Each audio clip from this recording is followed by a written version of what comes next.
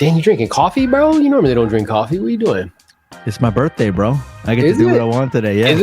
Is it your birthday? Yeah, somebody brought me coffee. Yeah. Get out of here, bro. I didn't know that. Dang, bro. Happy birthday, Jose. How old are you? 37, 38? 37. Yeah. I've been telling people you're 37 already. I don't know why. That's what you were telling me before I started making $1 million. You were like, oh, you're going to make $1 million. No problem. So I think you just, you can see things before they happen. Is that what it is? That's good. Well, happy birthday, bro. We do this kind of role play group on Wednesdays where we do live role play with agents. And what we went over this week was how to give a formal presentation and list buyers.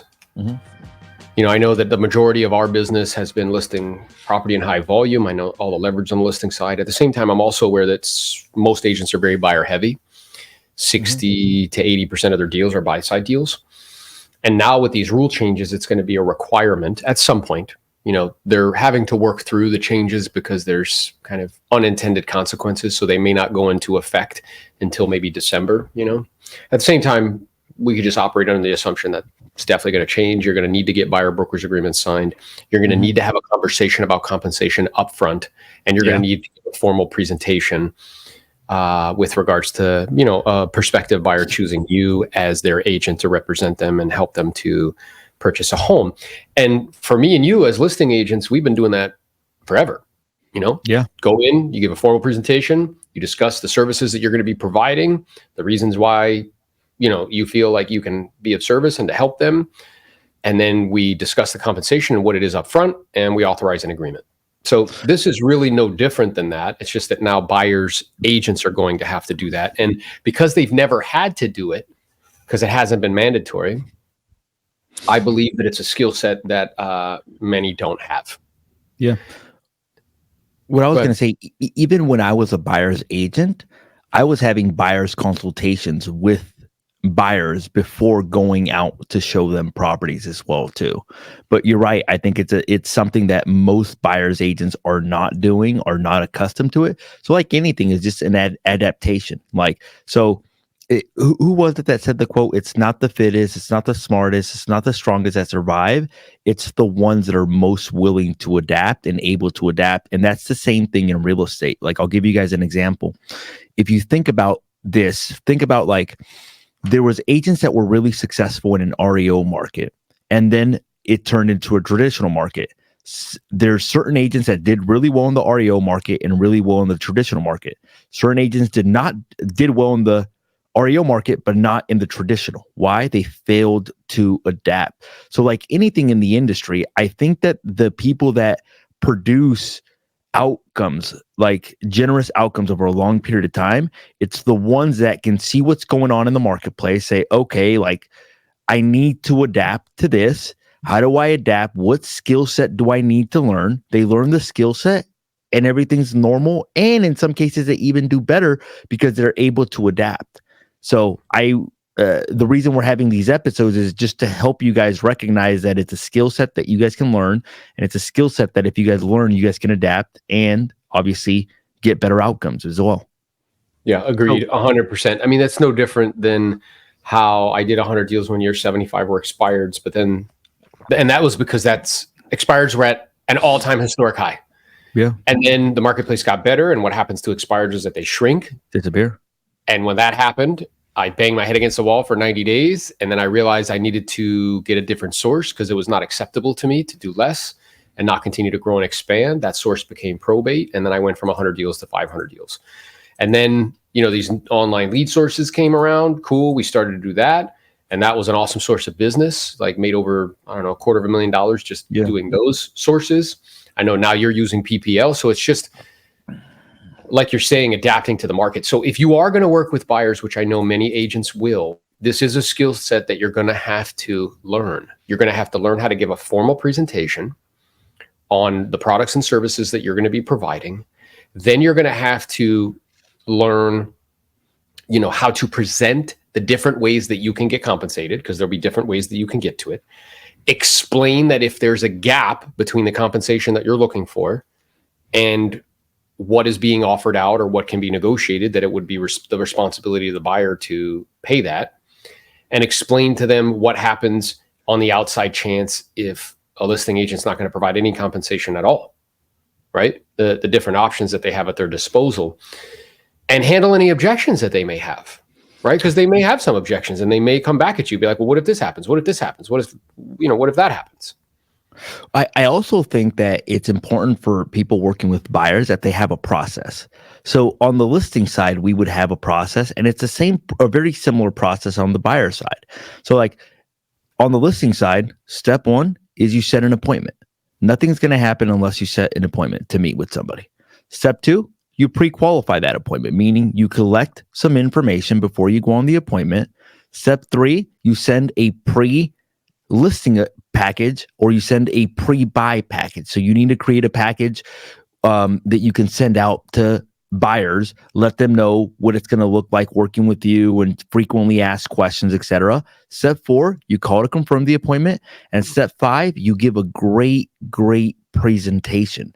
So I think if people understand that there's a process. So if somebody says, hey, Jose, look, I just got qualified to buy a property.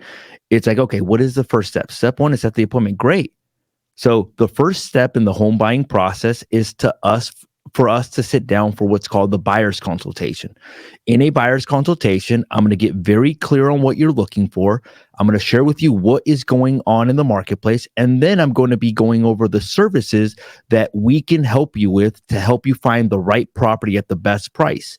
What's a good day for us to get together for the buyer's consultation? Oh, well, I just want to go and then at that point, you might start getting some objections like, oh, I just want to go take a look at homes, blah, blah, blah. Or another agent said that they can just show me properties without having a buyer's consultation. I understand that another agent said that they can show you properties, and I understand that you want to go take a look at homes. Here are the benefits of the buyer's consultation. If we follow this process correctly, what this process is going to allow me to do, it's really going to help me understand your needs, and it's going to make it so that I'm showing you only properties that you are interested, instead of wasting your time showing you properties that have nothing to do. So if we sit down for the buyer's consultation, I am going to understand your needs so well, and you're going to have a very good understanding of what the marketplace is doing, that it's going to make the home buying process a lot smoother and a lot easier. So if we were to get together for this buyer's consultation process, is there a certain date of the week that would normally work out best for you? Oh, well, Friday at 3:00. Boom. Step one is done, right? Mm-hmm. Step two, then you pre-qualify. Great. Now that we have the meeting for Friday at 3:00, I have a couple of questions that I need to ask you. I'm going to be doing a little bit of homework, and I just want to make sure that I'm fully prepared for our meeting. Is it okay if I ask them now? Yep. Right? You start going through a series of questions to pre-qualify that appointment, to make sure that when you do meet with them, you know what's important to them, what's not important to them. Because if we just talk about the buyer's consultation process and you don't pre-qualify the appointment, you have no idea what you're walking into. You have no idea if this guy's a bona fide, qualified, even buyer, because you haven't done the homework up front. So it's important, the same process for the listing, it's important that we flip it and make it into a buyer's process. So what kind of questions would you want to know for the pre-qual? You'd want to know, hey, what does your ideal property look like? What does your dream property look like? Briefly. What if they tell you their dream property and all of a sudden you realize that that property is on the market right now, and that property only comes on the market once every 2 months? You may want to be like, hey, let's go look at that property right away. Hey, we need to move up the buyer's consultation to today because that property will likely be in escrow by Friday. What else do you want to know? You want to know if they're qualified, right? You want to know which lender they're qualified with. You want to know how much they qualify for. You want to know what type of loan they qualify for. So there's a couple questions with which we can get more into detail. And I don't know if you want to go over that process, Aaron, or what your idea, but I just wanted to make sure that if you are going to work with buyers, that you guys understand that there's a process. And if you follow that process, it's going to make the home buying process a lot more efficient, and it's going to make it a lot more enjoyable for all parties. Yeah, and I think really this is the same thing as listing property. 100%. So I was just on a call, a coaching call yesterday with a one-on-one client, and he's doing great. And I was like, dude, are you pre-qualifying every listing appointment before you go on it? Yeah. And there was a little bit of hesitation, which means you're not. And it's like, are you asking all of the questions? And there's a little bit of hesitation, which means there's not. And so what happens then is he's walking into situations where he doesn't even know the who, what, where, when, or why. He doesn't know to a very clear degree what the level of motivation is. He doesn't know if it's an option to not sell and still move. He doesn't know any of this stuff. Yeah. And once I started to explain to him a process, which is like, hey, you book the appointment, then you send a bomb video, then you do a pre-listing package, and here's what you include, and you include the comps. He's like, wow, you send them the comps before you go? Yeah. Yeah. Right? Because I want to basically, he's like, oh, I get it. You're giving them everything they need to make a decision before they see you. I'm like, yeah, because what you do is you go over there, don't give them everything you need. You don't know what the situation is. And then they'll say, like, hey, I want to think about it. 100%. Or, hey, you're going to get it every time. You're going to get it every time. So he's like, oh, I understand what you're doing now. And I'm like, yeah. And then once we do that, then we're going to meet in person. And there's a specific process that we follow, right? That helps us to get to the end destination. So it's the same thing here. It's just framing it in that way and saying to yourself, like, oh, like, I need to list buyers. Yeah. I need to pre-qualify them up front. I need to have a formal presentation to them about the products and services that I'm going to be providing them with, walk them through a process of how this is going to work, and then talk about compensation and how we get compensated. And for agents who do not do this, who try to still do that, like, speed to lead type thing. I heard Zillow is trying to encourage everybody to do these like 7-day, no commitment, no compensation buyer brokers agreements. And the way that they're trying to sell that to consumers is like, well, whoa, like, you don't want to get married to an agent just yet. So here's a 7-day agreement with no compensation and no nothing. And I'm like, well, you know how many agents are going to do that, run around and not get paid? Like a lot, right? So you just have to make this mental shift and saying, like, okay, I have to list buyers. Now, are all of them going to want to hire you on the spot? Because an objection that's going to come up is like, well, Jose, we just met.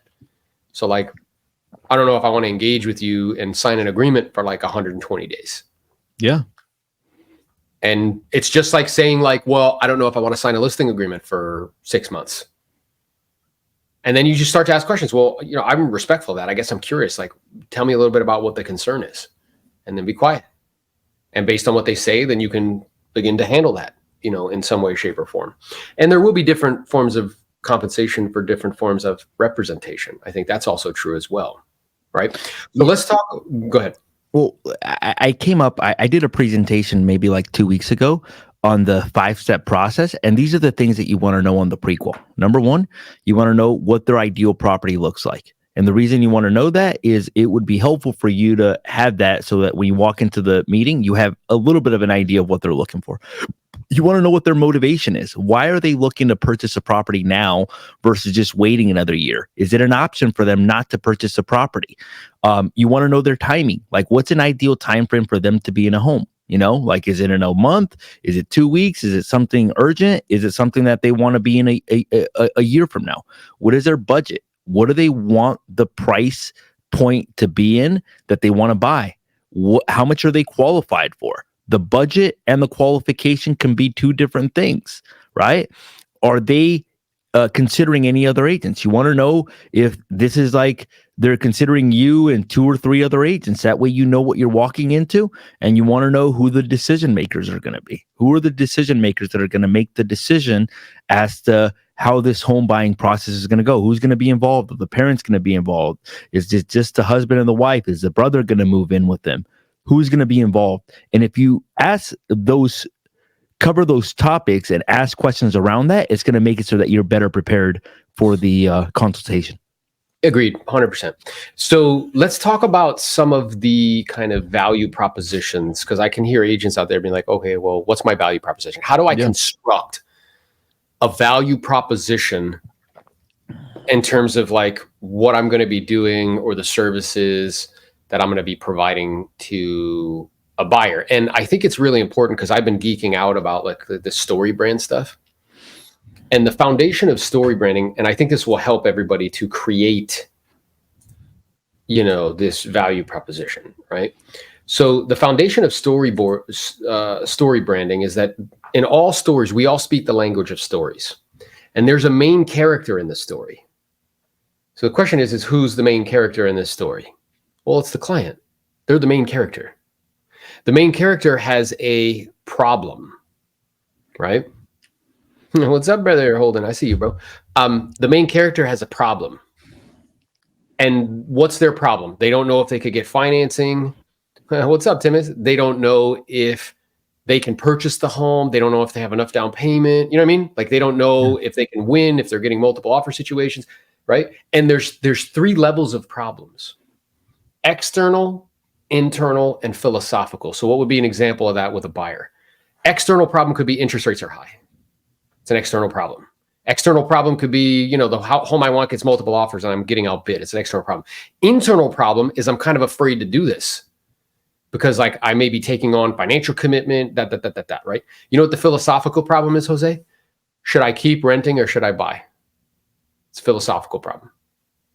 But I don't know this unless I sit down and have a consultation and ask a lot of questions, right? Then what happens in story branding is that a guide shows up. The guide in this example would be you as the agent. That would be Jose. And Jose gives a plan. That's the 4th step in the process. So his plan is here's the process that we're going to use. I'm going to ask you a series of questions to find out specifically what you're looking to accomplish and why.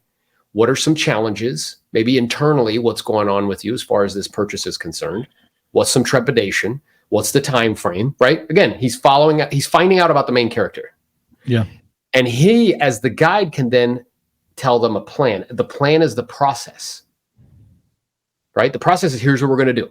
We're going to get on the phone with a lender. We're going to have a conversation so we can see exactly what we qualify for. So that way we don't make offers on properties that put you in a situation where you feel uncomfortable financially. The second thing we're going to do is I'm going to go on this screen here and we're going to, look at some properties that fit the criteria. The third thing we're going to do is prior to going out and taking a look, we're going to go over all the products and services that I'm going to be providing you with as an agent. Then we're going to have a conversation about compensation. Okay. And the different ways that we can get to that compensation. And then, if it all makes sense and you feel comfortable and confident, we'll take care of what's called a buyer broker's agreement, which you can authorize. And then, together as a team, we're going to help you to find your next home. How does that sound? And they're like, great, but it's in the framework of story brand. There's a main character. They have a problem. There's 3 levels of problems: external, internal, philosophical. The guide shows up, which is you as the agent. You give them a plan, and then you have to call them to action. Because characters don't do anything unless they're acted upon on an outside force. By an outside force. That's just true. Like if you think of characters in movies, whether it be like Harry Potter and he's the hero, Dumbledore's the guide, but Dumbledore has to call him to action in order for him to do something. Same with like Han Solo and or Luke Skywalker and like Obi-Wan Kenobi.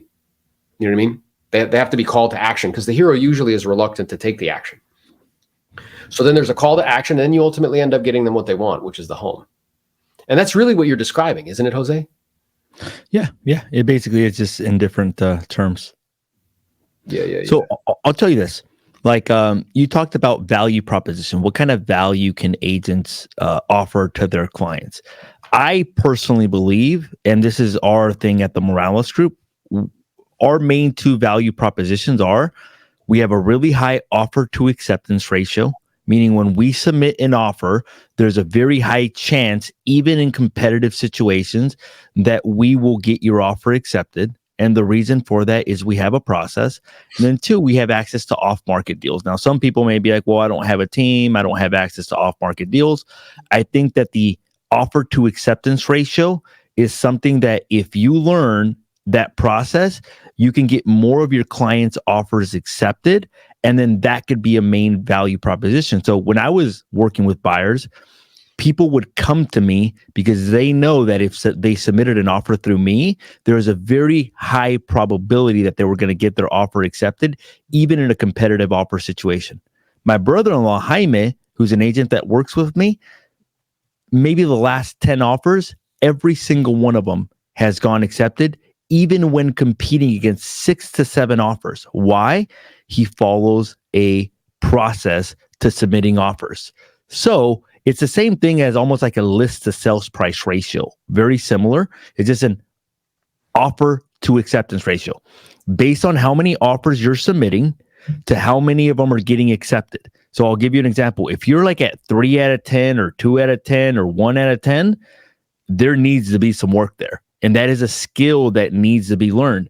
If you're 7 out of 10, very, very good, you know? But if you're anywhere less than 7 or 8 out of 10, there's some work that needs to be done as it relates to the process. What are your thoughts on having a process, Aaron, for when you're submitting offers?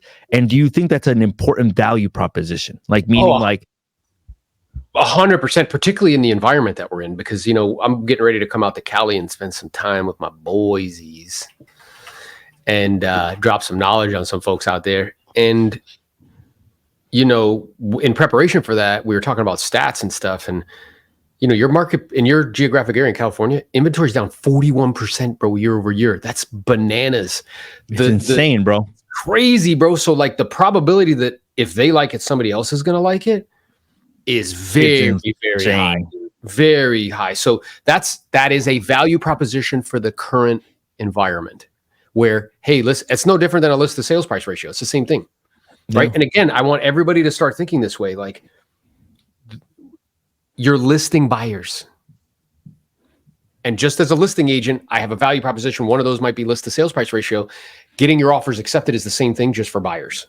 And in this environment, it's very high. And it's performance based, meaning that like if you learn this process, so let's get into it. Like, okay, what would increase the chances of having a good offer to acceptance ratio? I'll ask the audience a question. Is real estate a relationship type business? Meaning that other agents sometimes will do business with other agents that they trust, agents that they network with, agents that they have relationships with. Is that true or false? Yeah, it's true. True.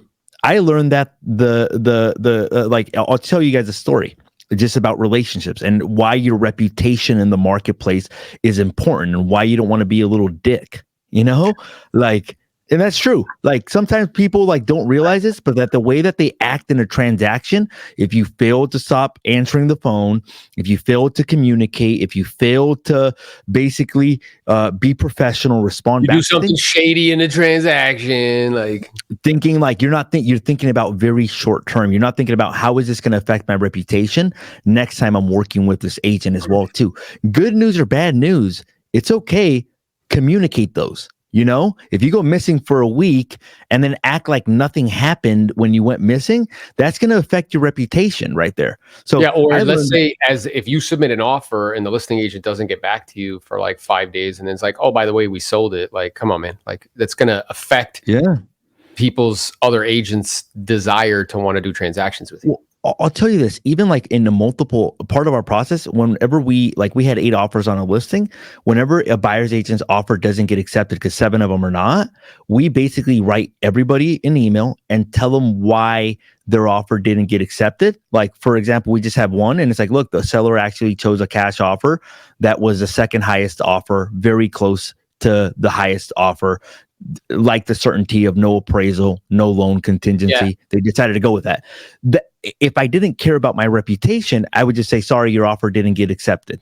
Yeah, but and I would go one step further, Jose. When I would, in those situations, I'd be like, listen, you know, we didn't represent the buyer. Yeah. Yes. So all offers were presented. They ended up going with another offer based on terms and conditions. Just so you know, that other offer was not from me. It was from another agent in the community. Yep. Because we both know as like, you know, dominant listing agents, like that's the first thing people think of, you know, that like, oh, like, yeah, like we did something like that was, you know, kind of not above board sort of thing. But so, and the only reason you would do that is because you care about your reputation. And if you care about your reputation, it'll lead to future deals in the future. Right. So, and all of that was Jose's ways of explaining like that part of the value proposition. So look, you know, our offer made to offer accepted ratio is like 90+%. Yeah. And can I share with you why that would be beneficial for you? Well, yeah. Well, I don't know if you're aware of this, but our inventory here in, you know, Oxnard or whatever county is actually down 41% year over year. Did you know that? They're like, no, I didn't know that. Yeah. So we actually have 41% less properties on the market than we did the year before. So as such, let me ask you this. If we like a home, what do you think the chances are with such low inventory that somebody else is going to like it too? Well, it's probably pretty high. Yeah. In fact, we just had a home that we put on the market. Do you know how many offers we had on it? He's like, how many? 8. So if you were able to have a process that you can follow that would increase the chances that when you were in a multiple offer situation that you would actually get your offer accepted, would that be valuable to you? And then be quiet. And notice how I did that. I didn't pontificate, talk about a whole thing, go into this whole explanation. It was more like ask a couple questions and be like, hey, would this be valuable to you? And they're like, well, yeah, that'd be awesome. Awesome. And then you move on to your next value proposition. Well, the other thing I would add to that is what I did on the listing side is I started collecting wins in a Dropbox folder.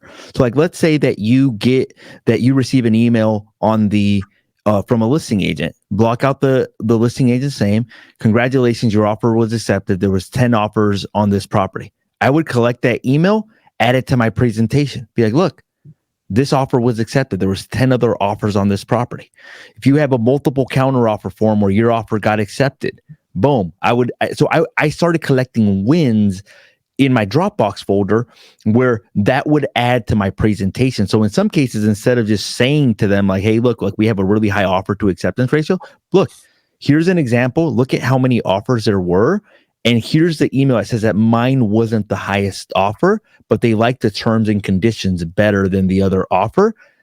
Look how we got this offer accepted. Do you think if you show that to a buyer, be like, yours wasn't the highest offer, yet yours got accepted? Dude, they're going to be like, oh my God, like that's crazy. But here's hey, just to emphasize stuff, just so you guys know, what Jose says is, dude.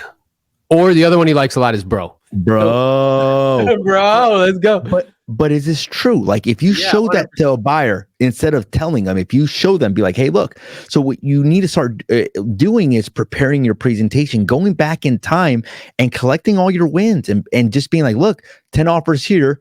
Our offer got accepted because of this, and this. That way you can demonstrate to them that you have a really high offer to acceptance ratio. Now, here's how we teach the high offer to acceptance ratio. How do we teach that? Okay, this is our process for a high offer to acceptance ratio. A client asked me, Jose, I want to submit an offer on a property. What should I submit at? Most agents say, well, you should come in at the asking price.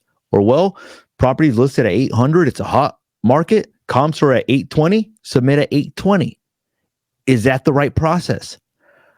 Wrong process. The correct answer is, let me check with the listing agent. Let me see what other offers are on the table, and let me come back to you with a recommendation. Now, I know what you guys are thinking. Oh, like the listing agents aren't going to tell you what else. They're not going to give you any information. False. That is a skill that you can learn. That is a skill that you can ask. I call it pre-qualifying the listing agent. So basically, I'm going to reach out to the listing agent. I'm going to be like, hey, Aaron, Jose Morales here. If Aaron is not available and Aaron's a top producer and he has an assistant, I'm going to reach out to his assistant and I'm going to ask her some questions. Like, hey, Aaron, Jose Morales here. I'm sure you're getting lots of calls. You're probably the most popular person in Oxnard, California right now with the listing. Just wanted to ask you, do you currently have any offers on the property? Yes, we have 3. Fantastic. Congratulations. I knew that would happen. You did a great job marketing the property. You mind me asking, are any of the offers above X price? Like if the listing price is $750, I might say, are any of the offers above $760? No, there's no offers above $760. Thank you so much. Appreciate that. Any of the offers above $750? No, none of them are above $750. Now I'm basically finding out what else is on the table. If I'm able to find out what else is on the table, I'm able to make a recommendation to my client. What other type of information am I going to find out? I'm going to find out, Aaron, when are you guys presenting the offers? Aaron, is your client the type of client that will counter highest and best? Or is your client the type of client that moves forward with an offer right now? And if something good came in, well, if something really good came in, they may just move forward with it. Okay, great. What do you think would be a price that your clients would consider if something really good came in? And then at that point, you're going to receive objections. You're going to be like, well, I'm not allowed to share that information with you. And then at that point, it depends on what your answer is. Well, Aaron, you technically are. You're just choosing not to tell me. And if you choose not to tell me, I'm okay with that. But just so you know, you technically are allowed to tell me if you wanted to tell me. You know, Like, and then I may ask the same question in a different way. I may say, well, Aaron, just out of curiosity, if I came in at 760, would I be the highest offer? It's the same question, just asked in a different way. And it's like, just keep going. Like what comes up for me is I might say something like, yeah, like I appreciate that. At the same time, I know our job isn't to, we're not buying this home. Our job is to put it together, not to keep it apart. So anything that you'd be kind enough to share with me to help you make your job easier would be helpful. Yeah. And then be quiet. And eventually they might be like, well, I think if, you know what I mean? Then whatever information they give you, then you can go back. So what Jose's doing is he's explaining to you procedurally what he does. Now, here's the question. How can you, because I know that if you confuse, you lose. So you explaining that to a client, it might take a while. So how can we condense? Yeah, you wouldn't. I know you wouldn't. So no, I wouldn't. The point is like, how can we condense that into something that doesn't take a lot of calories for somebody to understand? And can that make them understand that it's going to help them to survive or thrive? And I think what we just did does it, where you ask just a really high offer to acceptance ratio. Yeah, this is a conversation with the listing agent, basically. Yeah. And then when you show them, which I think is brilliant, right? It's the same thing I'm doing on a listing presentation. Like when you show, hey, here's an expired listing that was on the market for 6 months. It didn't sell. We came in, we staged it. We did this and this. Look how much we sold it for. And they're like, wow, really? You're like, yeah. I mean, is that the type of service and results you'd be expecting from the agent that you hire? And they're like, well, yeah. Well, the good news is you found them. Or the good news is you found what you're looking for, right? It's the same thing. You're just doing it here. So acceptance ratio, and then where I was like, hey, did you know the inventory is down 41%? Didn't know that. Yeah. So we have 41% less homes than we did last year. So if we find a home that you like, or when we find a home that you like, what's the chances that somebody else may like it? And we have to compete with multiple offers. Well, I guess it's pretty high. Yeah. And as such, I don't know if you're aware of this, one of the value propositions that we provide as an agent is that our offer to offer acceptance ratio is 95%. Can I explain to you what that means? Well, yeah. What it means is 95% of the time when we submit an offer, it gets accepted. So what I'd like to go over with you is an example of that. Would that be okay? Well, yeah, that's fine. Boom. Well, here is an example for Mr. and Mrs. Smith. If you have a picture of them, even better. Their challenge was they wanted to be in Oxnard for under $700,000. And the average sales price right now is like $790,000. We found a home. There was 8 offers on the property. Being that there were 8 offers on the property, we submitted. Here's the email showing that our offer was not the highest. And here's the end result. And it's a picture of them in front of the home. And the way we do that is through networking. And, we have a proprietary process, like stuff like that. I'm imagining, though, is that the type of service and the type of outcomes that you'd be expecting from the agent to represent you to find your home? Yes, it is. Check. Now we move on to the next value proposition. So what would be an example of another value proposition? I would say off-market deals. I would say that if you have any sort of access, like I'll give you an example, like at EXP, we have a spreadsheet where all of our agents go in there and post their off-market deals before they come on the open market, basically, or just stuff that they're working on, basically, before it comes on the marketplace. We collaborate in that way where we're able to help each other potentially find access to off-market stuff. Or in some cases, even with our EXP group, we'll text, hey, look, this guy is going to be listing a property. I couldn't take the listing, but in case anybody has a buyer, basically send it to him. I think that especially, I think that when people aren't finding the right properties, it's basically a couple different things. Number one, is their agents doesn't have a high offer to acceptance ratio, or number two, their agent doesn't have any access to off-market deals. So I have agents, bro, that reach out to me because I'm a listing agent, and they'll reach out to me. They'll be, hey, did you hear? Hey, you hesitated, bro. You're about to be like, yeah, I list the most properties than anybody else in my geographic area. He said it all politely, didn't he? It's okay, bro. You can let it out. No, it's crazy. I actually, for a presentation, looked it up, and I didn't know this. There's this program called Broker Metrics. Yeah. For the last 5 years, I listed more properties than anybody else in Ventura County by about 33%, by like about 100. The number was close to 100 properties more than anybody else in Ventura County. So I was like, it was crazy. But I have agents that reach out to me like, hey, Jose, do you have anything coming up in this neighborhood? That's called access to off-market inventory. That's called being resourceful. If you know that somebody's a dominant listing agent and always has stuff coming up, you may want to reach out to them. Hey, Jose, do you have anything? And then at that point, like in our presentation, we have samples of emails from other agents. Hey, Jose, congratulations on getting your offer accepted on this off-market property. So like, think about it. You're going to the client and you're like, hey, look, we have a really high offer to acceptance ratio. Here's all those situations where we were able to outbid other offers. Hey, look, here's all the properties that we got accepted because we're always looking for off-market inventory. All the deals that got accepted without coming on the open market. Boom. 2 value propositions that are very, very simple, yet very, very valuable.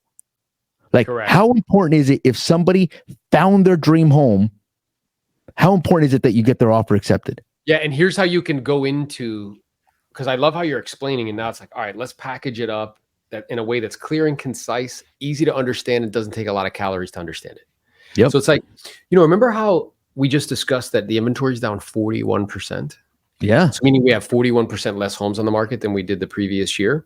Well, we have the good fortune of actually listing a lot of properties on a regular basis, the most actually in Oxnard, 5 years in a row as an individual agent.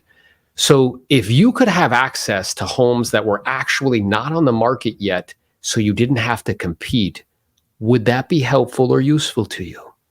100. And then they'd be like, yeah, 100% that would be helpful. And now their eyes are like, tell me more. I'm interested. Yeah, tell me more. Tell me more about that. And you're like, and then you might be like, yeah, so, because we have the good fortune of listing as many properties, what I'd like to do is just share with you examples of us putting deals together off market. Would that be okay? Yeah. You show them from the other agents. Yeah, other agents in the community, they know we list a lot of properties, so they're looking to see if we have any off market deals for their buyers. And then here's an example of 2 or 3 or 4 or whatever off market deals we put together for buyers just like you, where they actually didn't have to compete with anybody. Yeah. And is that what you would expect? Is that the type of service that you would expect, or the type of access that you would expect with the agent that you hire to help you to find your next home? And they're going to be like, definitely. Now, even imagine this. So that's 2 value propositions right there. That is not like, hey, look, I'm going to pay for your home warranty or do other sorts of, or I'm going to buy you dinner at the closing. 2 very important value propositions. What's a third value proposition? Negotiations.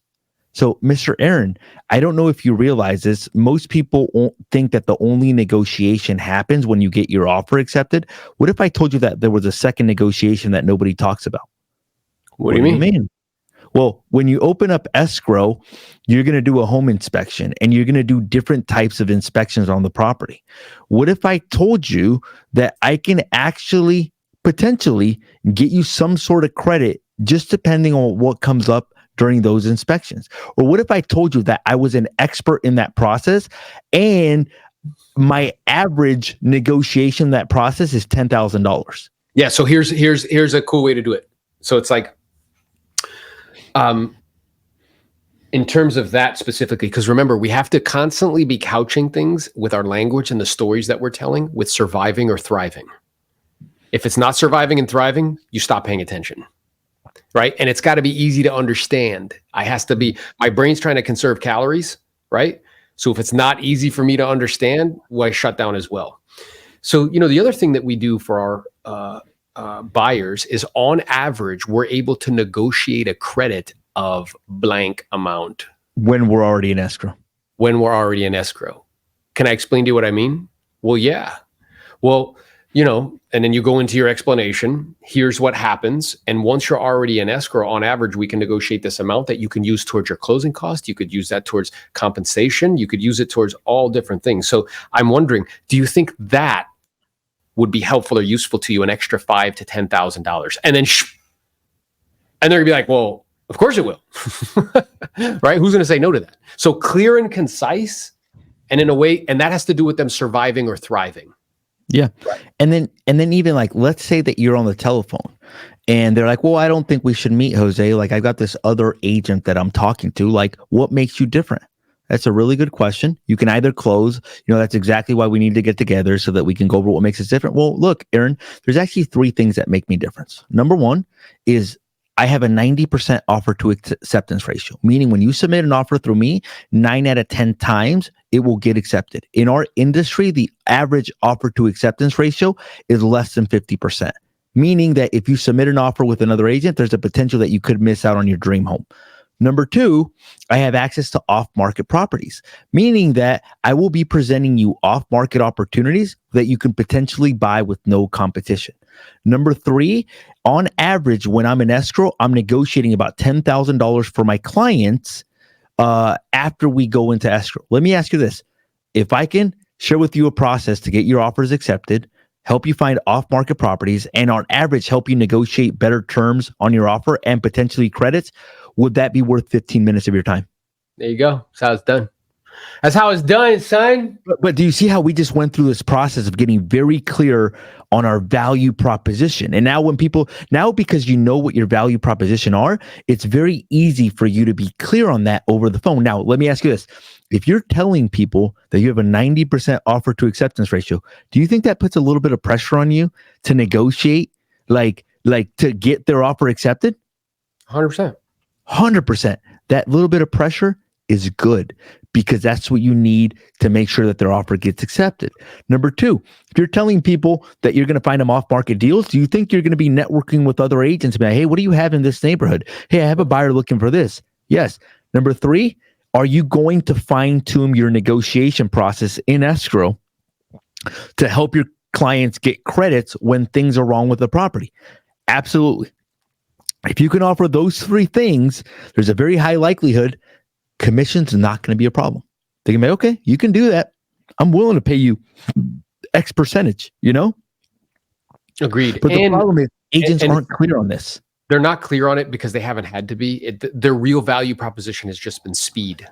Or showing properties. Yeah, who can get on the phone the fastest and who can open the door the fastest. That's been the value proposition, right? So what we're doing, and the reason, even though me and Jose don't work with buyers in high volume, the reason we're able to do this is because we know the listing process, and this is the same process. It's no different, right? So what came up for me when I heard you doing that, it's no different than somebody being like, well, why should I hire you to be my listing agent? It's like, well, I appreciate you asking me that. And what I'm aware of is ultimately it's a business decision about who can help you net the most and do it quickly and efficiently. And as such, it usually makes sense to get more than one opinion before you enter into a multi-month contract that could cost you a lot of time and money. Time out. Let's apply this for buyers. Jose, why should I work with you? Well, I appreciate you asking. I know that ultimately this is a business decision about who can help you get your offer accepted, right? Because the average is 50% and ours is 90%. Who can help you to negotiate concessions or credits, right? Our average is between $5,000 to $10,000. And, who can help you get access to off-market deals? Because in this environment, where, we have 41% less inventory than we did last year, the majority of homes you're going to like are going to have multiple offers on them. So if you could get access to properties where you didn't have to compete, I'm imagining that would be helpful or useful, wouldn't it? Yeah. Well, just by you saying that demonstrates that you recognize that it's going to make sense to get more than one opinion prior to entering into a multi-month contract with an agent, just to make sure that you and your family are making the best decision. Does that make sense to you? Like, well, yeah, I guess that makes sense. So if we were to connect under normal conditions, are you usually available in the evenings, afternoons? Guys, this is no different. It's the exact same thing. Well, even I'll tell you this, I know I work with, unlike you, I did work with buyers at the very beginning of my career, and I figured out a process that worked for me. Not only that, but I've trained buyers agents as well, too, for my team.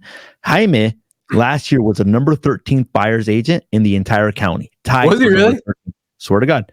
Love that. Tied for number 13. He follows the process. The guy's 22, 23 How many deals did he do last year? 20 deals, all buyers, basically. Love it. Every single one of them. Bought his first rental property already. But he's tied for the number 13th spot in Ventura County for buyer's agents, basically. Which is rock solid, So, here's what I was going to say, about the pre-qualifying the listing agent. in the 8 offers that we had yesterday, or no, it was actually 10 offers. I got a text from an agent and he's like, Jose Luis, thank you so much for considering our offer. Like if there's anything we can do to get our offer better, please let us know. Would love an opportunity to work for you. You know what would have been a better approach? Call me. Hey, Jose, my client really wants this property. Hey, are there any offers above our offers? Yes. Is there anything above 800? And being like, imagine, this is the way I explained it, bro. Imagine playing poker. There's 2 ways to play poker. One way is you don't know what everybody else has, and you kind of have to guess, right? But imagine, Aaron, playing poker, bro, and knowing everybody else's hand. Would that increase the chances of you winning in poker? 100%. If you knew what everybody else. So that's the process of pre-qualifying the listing agent. Like, our job as agents is to have relationships with other agents and ask questions basically as to what is it going to take to get my client's offer accepted.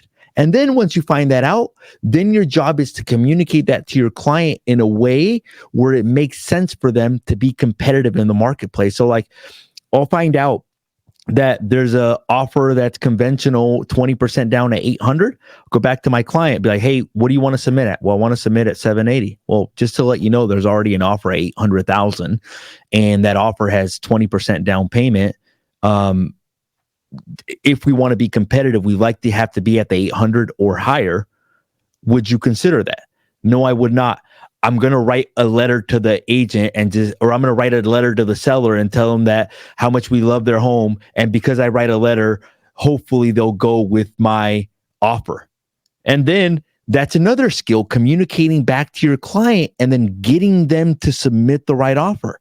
Be like, well, look, Mr. Buyer, let's put ourselves in the seller's shoes. Let's say that you were the seller and you had an offer that was equally as nice as you, and it was $20,000 higher.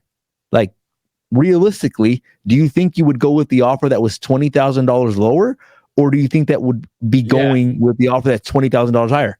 Well, I'd probably go with the offer $20,000 higher, And why is that? And they'll be like, well, no, you know what I would say, just to be playful too? I'd be like, well, even if they sent you a letter, right? And you'd be like, yeah. It's like, well, why is that? It's like, because it's a lot more money. I said, okay. And don't you think most buyers or most homeowners would feel pretty similar to you?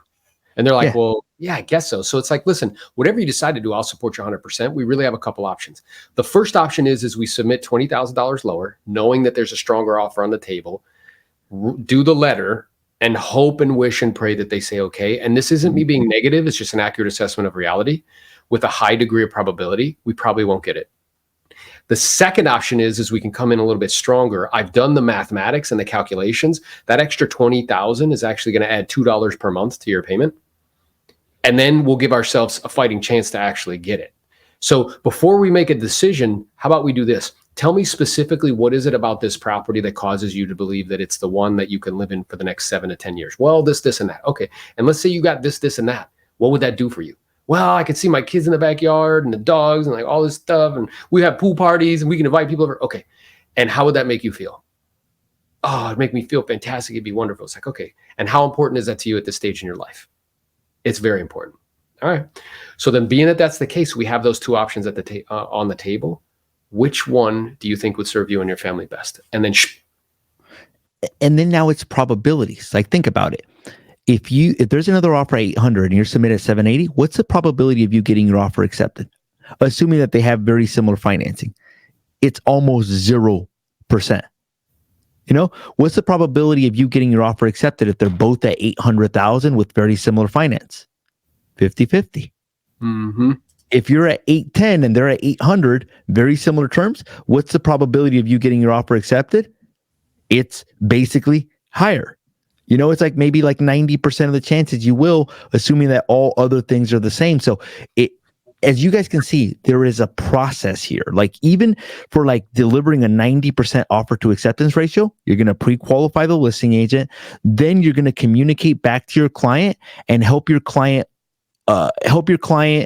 give your client the information that they need and guidance to be able to make the best decision, which is to make a competitive offer if it's the right home for them. If it's not the right home for them, whatever. If they're okay missing out on that home, whatever. But if that's the right home for them, I promise you, 15 years from now, they're not going to look back and say, man, I wish I hadn't paid that $10,000 for this property. Not at all. And this is part of, actually, I don't think people recognize this. This is actually part of the skill of having a high offer to acceptance ratio. It's 100% the skill, bro. Yeah.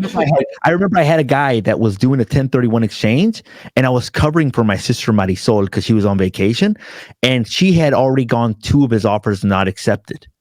And I basically, he found the right property. He goes to see it, and I tell him what other offers are on the table, and he goes, no, I only want to submit at this. And I go, look, can I be fully transparent with you? If you submit at that, your chances of getting your offer accepted are 0%.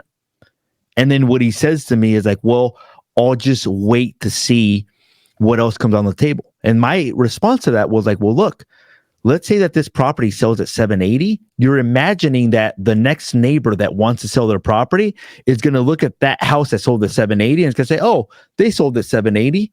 I want to sell at 750. Unfortunately, the way that it typically works is they see that their neighbor sold at 780 and now they want 785 or 790 for their property. So you're imagining that by missing out on this property, that we're going to move on to another property and that other property is not going to have as many offers as this property. Now, just so you know, we're in a market where prices are going up. The longer you wait to get your offer accepted, the higher the prices that you're going to submit. I know that you're thinking 780 is high for this property, but because we're in a market where there's less than 1 month supply of inventory, the market's going up like this, meaning if you wait longer, you're not going to be paying 780. You're going to be paying 790, 800, and you might even do it for an inferior home. Now, that has to do with knowing your market stats. In my market, if there's 1 month's worth of inventory, the market's going like this, meaning the longer you wait, the higher the prices. If there's 3 months of inventory, market's flat, you know? But in that situation, I help my client understand what they needed to do. And then he's like, well, I'll just wait like a year because the market's going to crash. And I'm like, look, dude, you're in a 1031 exchange. You're really going to pay 30% in taxes? Like, think about it this way. In order for that idea that you just told me to make sense, the marketplace would have to drop more than 30%. How confident are you that the market's going to drop more than 30% in the next year? Well, I'm not very confident. Well, look, if you do that and you can do it, I'm okay with it. You're going to pay 30% taxes. Like, would you like to do that? Or is it better just to pay an extra $15,000 and get this offer accepted? What would you like to do? Got his offer accepted, happy, moved on. And the market, sure enough, at that time, kept going up, up, up for another like 6 months, bro. Yeah. Yeah, it's solid. So it's 100% the skill. It's like politely confronting. It's no different than when a seller wants to, wait. Overprice their home. It's the same skill. So what I'm aware of is that the skill sets that we learn to list property in high volume are the exact same skill sets that agents just backwards. Just applied to the other side of the business. But it's the exact same skill sets that agents are going to have to learn if they want to do deals with buyers in volume and they want to be compensated appropriately. So, once you go through your value proposition, we went over 3. I mean, you can come up with some others. Then once you've gone over that, now it's about having a conversation. It's like, okay, so now that we've discussed, what I'll be doing for you as your agent, now it's time to have a conversation about compensation. Okay. And the different ways that I can be compensated as your agent, because I want you to be clear on that prior to us entering into an agreement and beginning this process. Would that be okay? And they're like, well, sure. So the first option in terms of compensation is that the listing agent and the seller offer compensation, right? And again, the compensation that we work for in this capacity to do all of this stuff for you is blank, whatever that is. And I think with these changes, you'll see an explosion of different options and choices. Let's say it's like, I'm just saying a number, it's 2.5% or $15,000, whatever's less. That's just an option, right? And the first way we can get to that is if the listing agent and the seller provide compensation, then great, it's taken care of. The second way we can get to it is that they're offering us a concession, because according to these rule changes, we can still offer concessions in the multiple listing service. And you can use that money towards that compensation figure, or you could use it towards closing costs, which would free up capital that you could use towards the compensation. Now, if there is a gap, Jose, between that number and the concession that they're offering, then you would be responsible for it. Now, the third option is there's an outside chance that the seller and the listing agent offer out nothing. Now, in a situation where there's multiple offers, I think the leverage is on their side, and that potentially could happen. So if that happens, there's a couple things that could play out. The first is I would politely bow out, because I do not ever want to stand in the way of you getting a home that's your dream home and that you want. Now, you would have to deal with the listing agent, be unrepresented, and have to deal with them yourself directly. And all I would ask in return, Jose, is that you make a commitment to send me at least 2 or 3 referrals. Okay? This terms of goodwill, right? The second option is that if you want your agent, and I would even do this, right? We learned that from Neil Weichel. If you want your agent to fight for you tooth and nail, to look out for your best interest, to deal with the listing agent, to negotiate, do all the things that we discussed, get you those credits and everything, then you would be responsible for the professional fee. So are you clear on the different ways we can get the compensation? Yes. Are you clear on the services that I'm going to be providing you with and the benefits of, perhaps having us be your guide during this process? I am. Do you still wish to proceed? I do. Well, I just need you to authorize this buyer broker's agreement. And then you proceed. What are your thoughts on that? I think that's rock solid, bro. I think that ties it all in together at the very end. And I think it's just understanding that there's a 5-step process, setting an appointment, pre-qualifying, sending a pre-buy package, call to confirm, and then giving a great buyer's consultation. In the buyer's consultation, the way that we do it is we go over their buyer needs, we explain to them what's going on in the marketplace, and then we tell them how we work, which is our value propositions, which is the 3 things, and then we close, basically. And then at that point, now you just got to perform on everything that you have promised on, or do everything you can to deliver what their role is. So I think that if you learn this skill, if you ever choose to become a listing agent, it will make the transition a lot easier, because it'll just be backwards. Sellers, it'll actually help you to list properties. 100%, because now you have a process. It'll make it really easy transition, because now instead of saying, hey, look, for a seller, I can help you sell your property for top dollar. For a buyer, I can help you find the best deal. Same thing, is just backwards. Right. Like my list to sales price ratio is blank. My offer to acceptance ratio is blank. Same deal, just backwards. Right. Like because we have the good fortune of listing lots of property in high volume, we constantly have buyers that are reaching out to us on a regular basis and that are looking for properties. So, that gives us the opportunity to, perhaps create a multiple offer situation where you end up winning in that dynamic. Does that make sense? Well, because we have the good fortune of listing a lot of properties in high volume, that gives us the opportunity to bring you off-market deals where you're not having to compete with other agents. Like, I just want everybody to understand, this is legitimately the same thing, and you just need to become a world-class listing agent, but for buyers. 100%. Listing buyers, 100%. It's possible, it's doable, and it'll make the transition to a listing agent a lot easier if you master this process. Let's go, let's grow. Listen, I want everybody to drop in the chat a little happy birthday for our Boise's.